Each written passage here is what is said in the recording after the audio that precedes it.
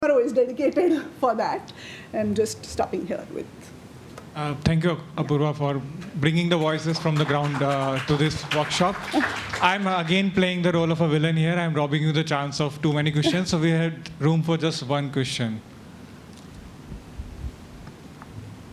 Yeah. I'm really hoping that the QA/QC, quality assurance and quality check, is something that we can discuss later, because the whole sector needs this, especially if in terms of, I mean, just now from the lens of NEP, but otherwise as well. Yeah. So I just had one quick question. When we talk about curriculum designing based on NEP, there is a lot of debate about how flexibly we can interpret it. And when we talk to different educators and teachers, some of them say, oh, it has to be this way. And then sometimes we see someone saying, oh, no, I mean, we are given the choice. So the interpretation varies.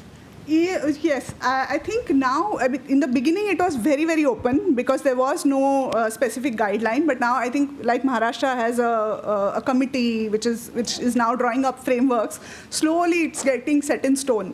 So I think, and autonomy, because of autonomy is one aspect which offers flexibility, because within the broad framework they can tweak it, interpret it as they want, and say, look, it is actually, this is the on-the-job training, or this is the kind of thing that we want. If it is done with a good intention, I think there is a good amount of flexibility. But I just hope it doesn't get with